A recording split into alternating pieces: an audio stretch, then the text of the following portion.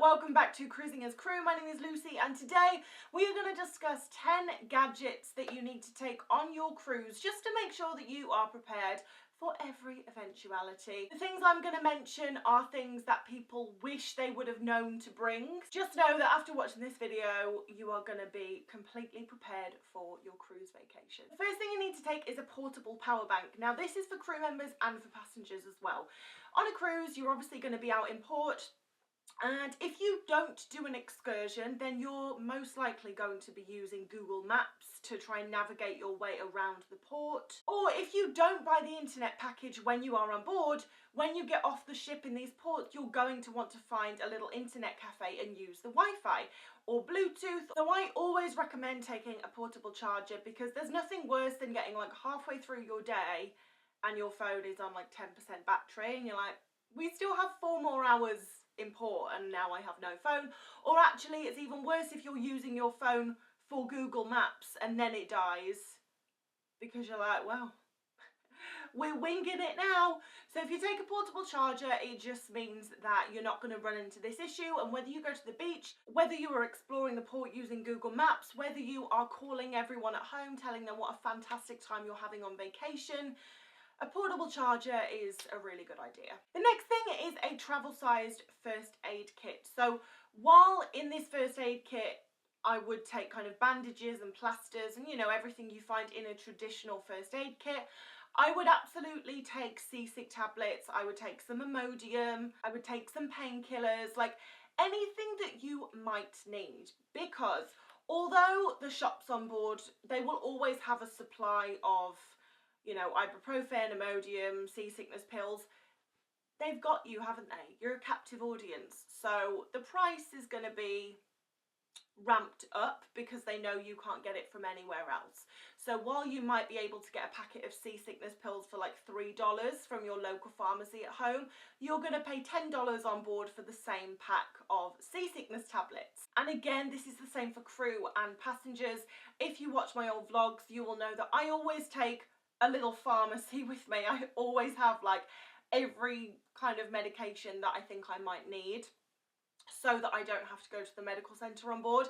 And I'm a crew member, so it's free when I go to the medical centre on board. So especially if you are going on vacation, you do not want to spend your time waiting around in the medical centre trying to get medication unless you really need to. So taking a little first aid kit is without a doubt an absolute must do. I'd also recommend a waterproof phone case. So this, you know, if you're going to go on a boat trip or an excursion, or even if you just like to lie by the pool area on a cruise ship, because you know that's where everything's going on. I had a friend who was on a vacation, she was laying by the pool because she liked to, you know, people watch and see everything going on, and they did the belly flop competition, and she wasn't really thinking about where she was in relation to the belly flop competition.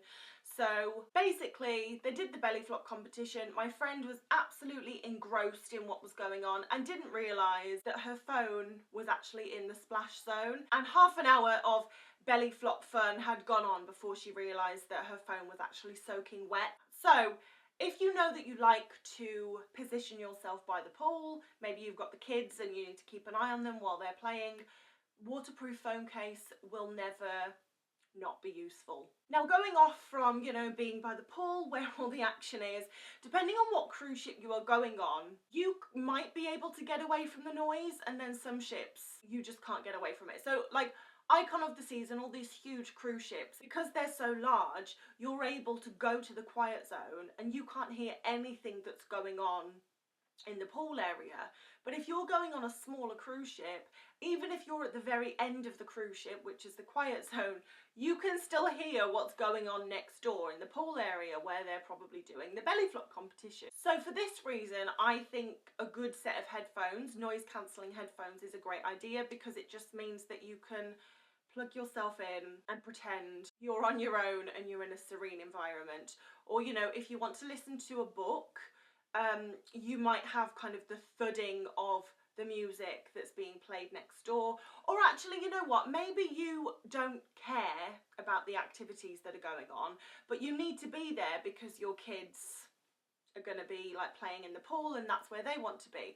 Taking a pair of good headphones means that you can you know, still keep an eye on everything, but kind of tune yourself out. So good pair of headphones never goes amiss. I would always suggest to take a little backpack, a lightweight backpack, because even if you're a handbag girl or, you know, you don't think you'll need it, when you go out in port, you do want to go out prepared. Now, if I'm talking to the moms or the dads, you have to have everything for the kids. But like if you're going on a couple's holiday, then I just want to warn you that like when you get off the ship, you are going to want to take sunscreen, a bottle of water. Like you're going to want to prepare for every eventuality. And also you're going to want your hands free to just explore the ports. I just think that's a lot easier if you have a little backpack that you can chuck everything in and just, you know that you've got everything you need, but your hands free. A universal adapter was possibly one of the best purchases I have ever made, because instead of taking a European adapter, an American adapter, an English adapter, blah, blah, blah, you can just take one adapter and it will have you sorted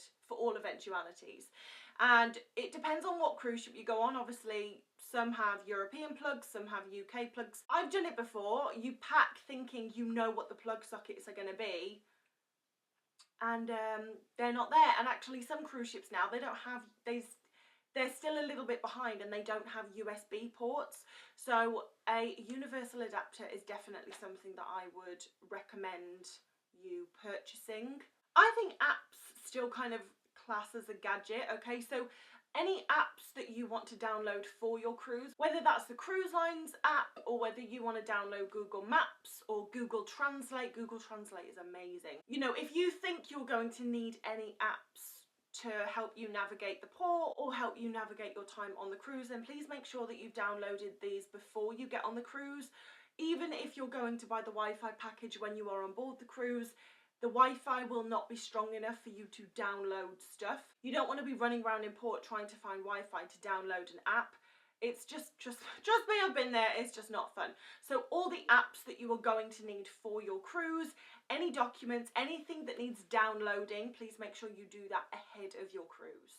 But anyway, those are just a few little things that I think you should take on your cruise to make sure that you are prepared for every eventuality.